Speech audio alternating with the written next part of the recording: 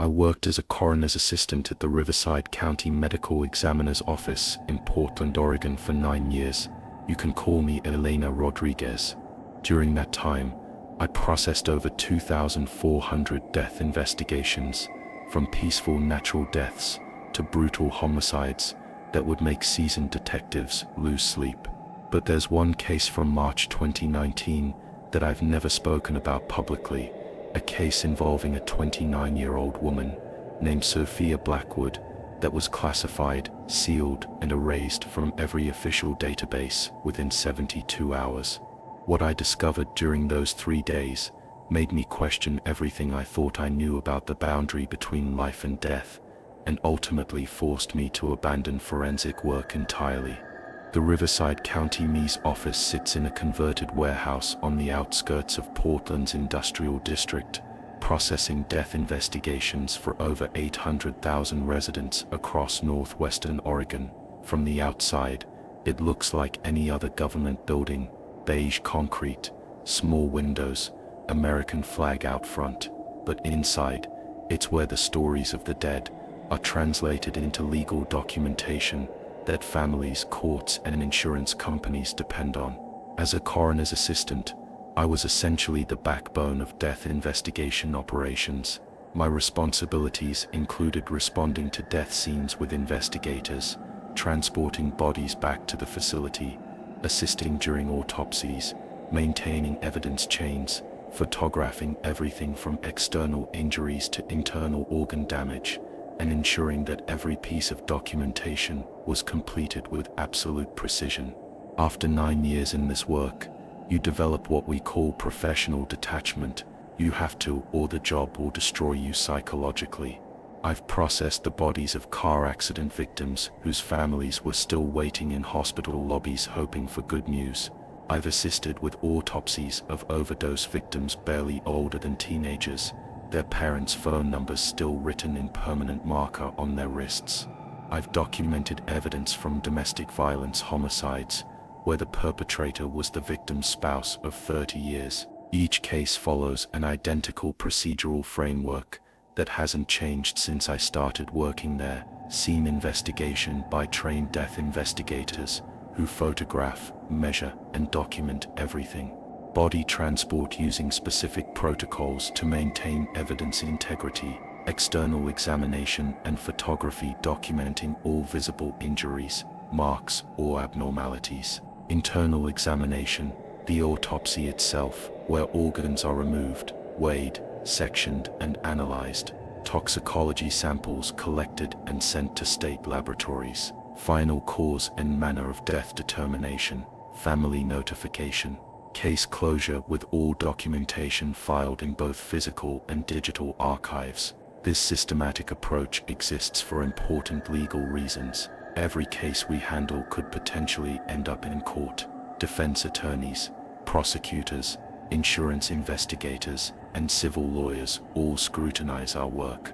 A single procedural error, missing photograph, or incomplete form can invalidate months of investigation and let criminals walk free or deny families the closure they deserve. I excelled at this work because I was obsessively methodical. My evidence chain of custody forms were filled out perfectly every single time. My photographs were composed, lit, and labeled according to exact department standards. My written reports included every detail that could possibly be relevant, no matter how minor it seemed.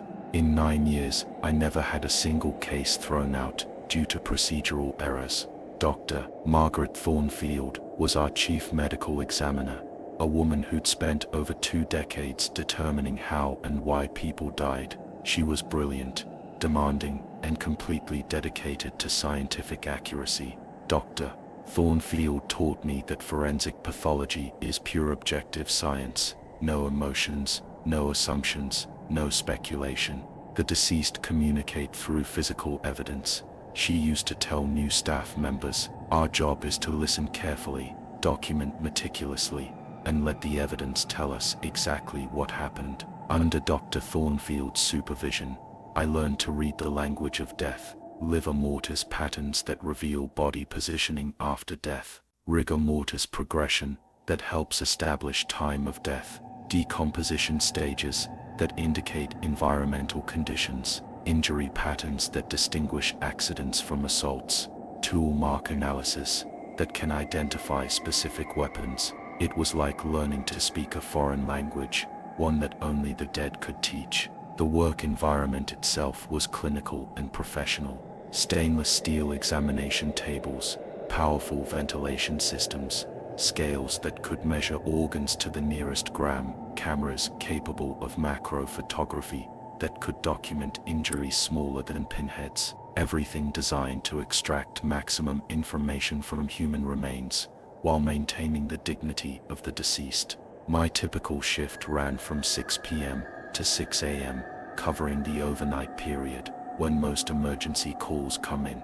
Car accidents on rain-slicked highways, overdoses in downtown apartments, heart attacks in suburban bedrooms, workplace accidents at manufacturing facilities. Each call meant another story to piece together, another family whose life was about to change forever.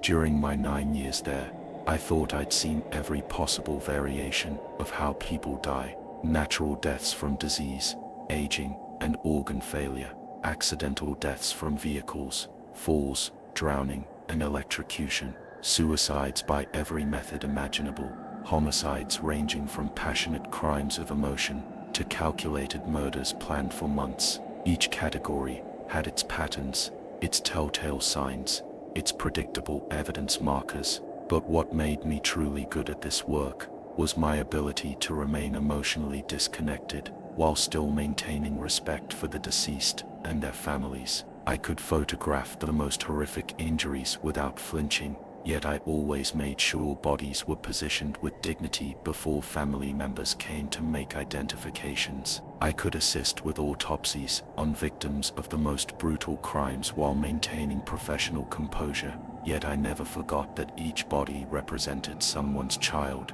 parent, sibling, or spouse. The night shift at the ME's office had its own rhythm and culture. Fewer administrative staff meant more autonomy for field work. Less bureaucratic oversight meant we could focus on investigations without constant interruptions.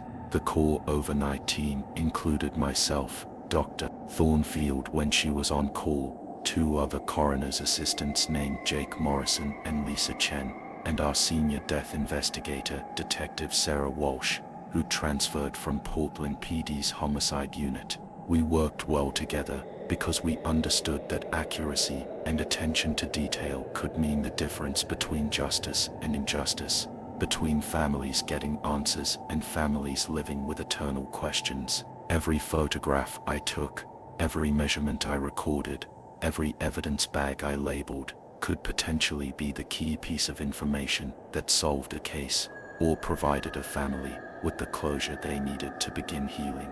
The inciting incident, 8 Mites 20 Minutes March 22nd, 2019, started as a routine Friday night shift. I clocked in at 6 p.m., reviewed the cases that had come in during the day shift, and prepared for what I expected would be a typical overnight rotation. Portland's nightlife tends to generate predictable types of cases, bar fights that escalate beyond what anyone intended, drunk driving accidents on Highway 26, overdoses in the warehouse district where homeless populations congregate during winter months. Around 10:45 p.m., we received a transport request from Providence Portland Medical Center downtown. A 29-year-old software developer named Sophia Blackwood had been brought to the emergency department after collapsing at a tech startup's after-hours networking event. Despite aggressive resuscitation efforts that continued for over an hour, she was pronounced dead at 10:20 p.m. The initial hospital report classified it as suspected sudden cardiac arrest, but given Sophia's age and the absence of any known medical conditions, Oregon state law mandated a complete autopsy to determine the exact cause and manner of death. From a legal standpoint, this was absolutely routine. Young, healthy people don't typically die of heart attacks without underlying conditions that would have shown previous symptoms. I loaded the transport van with fresh equipment, and drove through downtown Portland to Providence Medical Center. The emergency department on Friday nights is controlled chaos, trauma bays filled with accident victims, overflow areas packed with people who've been waiting hours to be seen, medical staff moving with the urgent efficiency that comes from years of crisis management. Dr. Amanda Foster, the ER physician who'd supervised Sophia's resuscitation attempts, met me at the loading dock behind the hospital. She seemed more unsettled than I'd expect from someone who dealt with death regularly, especially someone working emergency medicine in a major urban hospital where unsuccessful resuscitation attempts are unfortunately common.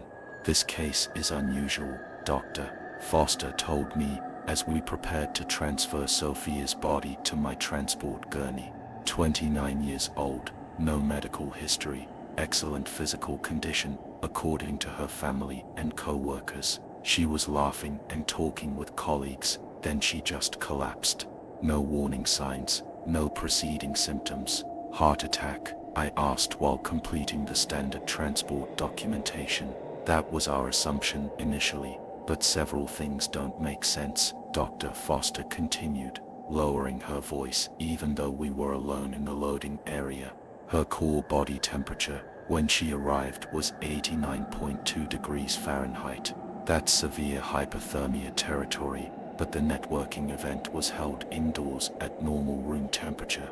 Bodies don't cool that rapidly after cardiac arrest. I made a note of Dr. Foster's concerns, but extreme body temperature variations weren't unprecedented in my experience. Different medical conditions, environmental factors, and individual physiological responses could potentially explain unusual temperature readings. I'd seen cases where diabetes, drug interactions, or even rare genetic conditions caused unexpected post-mortem changes. Additionally, Dr. Foster continued, her muscle rigidity patterns are inconsistent with typical post-mortem changes. Rigor mortis usually begins 2 to 6 hours after death and follows predictable anatomical progression.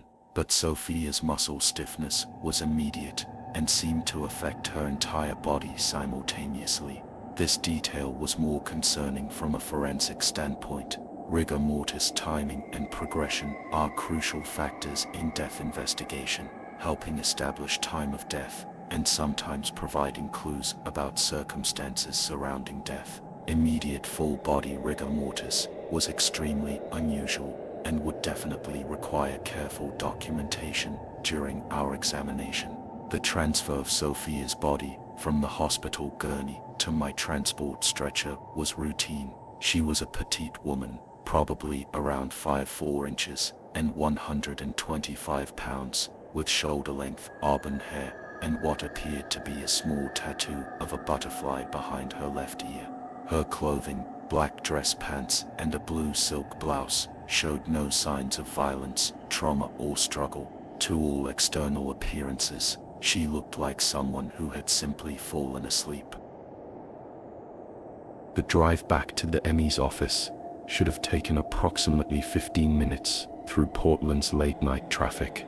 I'd made this same route hundreds of times, transporting bodies from various hospitals, accident scenes, and residential locations back to our facility for examination. The routine was so familiar that I could practically drive it on autopilot. About 7 minutes into the drive, while stopped at a red light at the intersection of Sandy Boulevard and 82nd Avenue, I heard something that made every hair on my neck stand up immediately. Humming, soft, melodic humming, coming from the back of the transport van. I turned off the van's radio and listened carefully. The sound continued, a gentle, tuneful humming that seemed to be coming from inside the body bag containing Sophia Blackwood's remains. My first instinct was to rationalize the sound. Transport vans have various mechanical components that can create unexpected noises. The refrigeration unit, hydraulic systems, even the road surface can generate sounds that might seem unusual under certain conditions. I'd been working long hours lately, and auditory hallucinations aren't uncommon among people dealing with chronic sleep deprivation and high stress. But the humming continued, and it was distinctly melodic, not mechanical. It sounded like someone humming a lullaby or a favorite song, the kind of unconscious musical expression people make when they're content and relaxed. I pulled into a 24-hour gas station parking lot and sat in complete silence, listening. The humming stopped immediately when the van's engine turned off. I waited for several minutes, but heard nothing except normal ambient noise from traffic and the gas station's fluorescent lights. Concluding that I'd been imagining things, I restarted the van and continued toward the ME's office. But as soon as I began driving again, the humming resumed. Same gentle melody, same soft volume, same apparent source from the rear of the van, where Sophia's body was secured. By the time I reached our facility, my hands were shaking slightly as I backed the van up to the loading dock. I'd transported over 2,400 bodies during my career, and I'd never experienced anything like this. Dead people don't hum. It's physiologically impossible. The vocal cords require coordinated muscle contractions and airflow that simply cannot occur after death. I unloaded Sophia's body as quickly as possible while maintaining proper protocols, wheeled her directly to cold storage, and placed her in refrigerated drawer B12. As I was completing the final transport documentation, I noticed something that made my blood run cold. The body bag zipper was partially open, about 3 inches, even though I distinctly remembered ensuring it was completely sealed before leaving the hospital. I immediately checked the security of the gurney straps, examined the bag for any tears or mechanical failures, and reviewed my transport procedures to see if I'd made any errors. Everything appeared normal except for that partially open zipper. More disturbing was what I saw when I looked through the opening. Sophia's eyes were open, staring directly upward with an expression that seemed almost aware, not the vacant, lifeless stare typical of deceased individuals, but eyes that seemed to be looking at something specific, focused and intentional. I quickly closed the zipper, completed my paperwork, and secured the drawer. According to our standard procedures, Sophia's autopsy would be scheduled for the following Monday morning, giving Dr. Thornfield time to review the case file and prepare for what appeared to be a potentially complex examination. But as I was leaving the cold storage area, I could have sworn I heard that same gentle humming sound coming from drawer B12, muffled by the stainless steel but unmistakably the same melody I'd heard during transport. I stood there for almost 10 minutes, listening carefully and questioning my own sanity. The humming seemed to come and go, sometimes clearly audible, sometimes completely absent. I considered calling Dr. Thornfield immediately, but what would I tell her? That a dead woman was humming in cold storage, that her eyes looked aware, that her body bag had somehow unzipped itself. In forensic work, reporting impossible observations can end careers and destroy professional credibility. Defense attorneys love to attack the competence and reliability of prosecution witnesses, especially when those witnesses make claims that sound delusional or supernatural. I decided to wait until Monday's autopsy to see if there were any medical explanations for what I'd observed. Perhaps Sophia had some rare condition that could account for the unusual post-mortem changes. Maybe the humming sounds were actually coming from building ventilation systems or refrigeration units. Maybe my stress and exhaustion were causing me to misinterpret normal sounds and observations. But as I was gathering my equipment and preparing to finish my shift,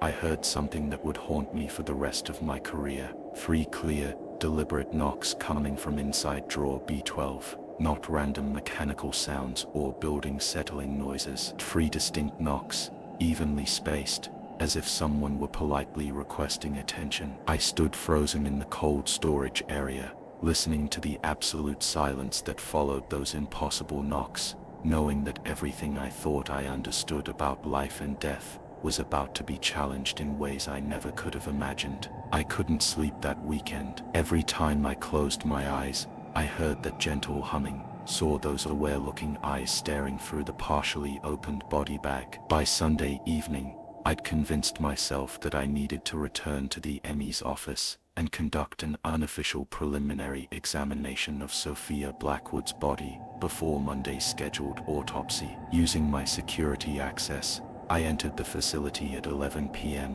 when I knew the building would be empty except for the overnight security guard, who rarely left his post at the front desk. I told myself I was simply going to take some additional photographs and measurements to better prepare Dr. Thornfield for what might be an unusual case. But the truth was, I needed to prove to myself that what I'd experienced Friday night had been stress-induced hallucinations. Cold storage drawer B12 slid open with its usual mechanical hum. Sophia's body lay exactly as I'd left it, properly positioned, body bag sealed, identification tag secure. In the bright fluorescent lighting, she looked exactly like what she was, a deceased 29-year-old woman who'd suffered sudden cardiac arrest. I began with standard external photography, documenting her general appearance, clothing, and any visible marks or injuries. Through my camera lens, everything appeared normal. No signs of trauma,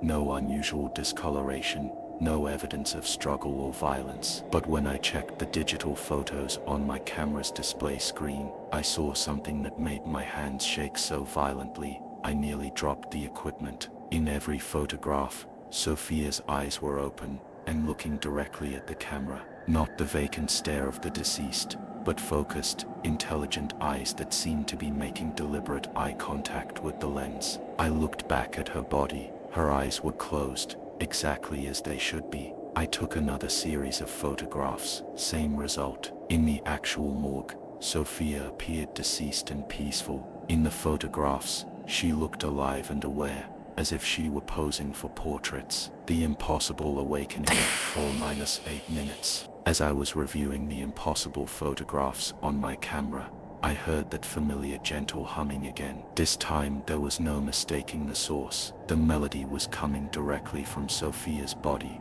rising and falling, with the natural rhythm of someone contentedly humming their favorite song. I should have left immediately. I should have called Dr. Thornfield, campus security, or anyone in authority who could witness what was happening. Instead, I found myself speaking directly to Sophia's body. "I know you can hear me," I whispered, feeling completely insane but unable to stop myself. "I don't understand what's happening, but I know you're aware somehow." The humming stopped instantly. For several minutes, the cold storage room was completely silent, except for the mechanical sounds of refrigeration units and ventilation systems. I began to think I'd finally lost my mind completely, talking to dead bodies and imagining responses. Then Sophia opened her eyes and looked directly at me, not the reflexive eye movements sometimes seen in recently deceased individuals. These were deliberate, conscious eye movements that tracked my position as I moved around the examination table. Her eyes followed me with obvious intelligence and awareness. "You're not supposed to be able to do this," I said aloud, my voice cracking with fear and disbelief. "You've been dead for 2 days." Sophia's lips moved slightly, as if she were trying to speak, but couldn't quite manage to produce sound. Her mouth formed words that I couldn't hear, but somehow understood. "I know." Over the next hour, I conducted the most extraordinary and terrifying examination of my career. Sophia responded to simple questions by blinking once for yes, twice for no. She could track objects with her eyes, react to light changes, and even attempt facial expressions that showed emotions ranging from confusion to what appeared to be gratitude. But her body showed no vital signs, no pulse, no breathing, no reflexes. Her skin remained cold to the touch, with the grayish pallor typical of death. Rigor mortis was fully established throughout her muscle groups. By every medical and legal standard, Sophia Blackwood was dead, yet she was also somehow conscious, aware, and able to communicate. The discovery and cover-up, 8-12 minutes, Monday morning arrived with Dr. Thornfield's scheduled autopsy, but I knew I couldn't allow the examination to proceed normally. How do you perform an autopsy on someone who's looking at you with aware, frightened eyes? I arrived early and told Dr. Thornfield I'd observed some unusual post-mortem changes that might require modified examination procedures. I showed her the impossible photographs where Sophia appeared alive and alert, though in person, her body showed no signs of consciousness. Dr. Thornfield examined Sophia carefully for over an hour. Initially skeptical of my claims, she became increasingly disturbed as she witnessed Sophia's eyes tracking movement, responding to questions, and showing obvious signs of awareness despite complete absence of vital signs. "This is medically impossible, Dr. Thornfield said quietly, stepping back from the examination table. Her brain should have been oxygen deprived for over 72 hours. Even if resuscitation were possible, which it isn't at this point, there should be massive neurological damage. We spent the morning running every test available. EEG showed no brain activity, no cardiac, electrical activity, no respiratory function, blood work consistent with death. But Sophia continued to respond to our presence with obvious consciousness and apparent attempts at communication. By afternoon, word had somehow reached the county administrator's office. By evening, officials from the state medical examiner's office had arrived. By Tuesday morning, federal agents in dark suits were examining our facility and interviewing staff. I was told that Sophia's case involved national security considerations that I wasn't authorized to discuss. Her body was transferred to an undisclosed federal facility. All documentation, photographs, and evidence were confiscated. The case file was sealed under federal classification protocols. Dr. Thornfield and I were required to sign non-disclosure agreements that prohibited us from discussing any details of Sophia's examination with anyone, including other medical professionals, family members, or legal representatives. The transformation and departure, 12 nights 16 minutes. The official death certificate listed Sophia's cause of death as sudden cardiac arrest due to unknown cardiac anomaly. Her family was told that the autopsy had been routine and revealed no suspicious circumstances. They buried an empty casket, never knowing that their daughter had somehow achieved a form of consciousness that challenged everything we understand about life and death. But I couldn't forget what I'd witnessed. For months afterward, I questioned every case, wondering if other deceased individuals might be experiencing some form of awareness that our medical instruments couldn't detect or measure. How many bodies had I processed who might have been conscious but unable to communicate their awareness? The thought of people being buried or cremated while somehow still conscious was too horrifying to contemplate, but I couldn't dismiss the possibility after what I'd seen with Sophia. 6 months later, I submitted my resignation. I told my supervisors I was leaving for personal reasons, but the truth was that I could no longer trust my fundamental assumptions about death and consciousness. How could I continue working in forensic medicine when I'd seen proof that our understanding of death might be completely wrong? I moved to a small town in Montana and opened a pet grooming business, work that involved living animals who could clearly communicate their comfort or distress. I deliberately chose a profession as far from death investigation as possible. The lasting impact, 16-20 minutes. 5 years later, I still think about Sophia Blackwood every single day. I follow scientific research on consciousness, near-death experiences, and the relationship between brain function and awareness. I'm encouraged by studies suggesting that consciousness might not be entirely dependent on brain activity in ways we previously understood. But I also know that what I witnessed goes far beyond current scientific understanding. Sophia wasn't having a near-death experience. She was definitively dead by every medical standard, yet somehow remained aware and responsive. Her case taught me that the boundary between life and death might be far more complex than we realize. It reminded me that consciousness itself remains one of the greatest mysteries in science, and that our medical understanding, despite all its advances, still has profound limitations. Most importantly, Sophia's impossible consciousness changed how I think about death and dying. I no longer assume that death is simply the end of awareness. I hope that when my time comes, if some form of consciousness does persist beyond biological death, it will be as peaceful and serene as Sophia appeared to be during those extraordinary days. The case that never made the report taught me that some mysteries are bigger than official documentation, and that sometimes the most important truths are the ones we're not allowed to discuss publicly. But Sophia deserved to have her story told, even if I can never prove what really happened in that cold storage room in Portland. She was more than a medical anomaly or a classified file. She was proof that consciousness and death are far more mysterious than any of us understand. Elena Rodriguez now lives quietly in Montana, where she continues to wonder about the nature of consciousness and what lies beyond the boundary we call death.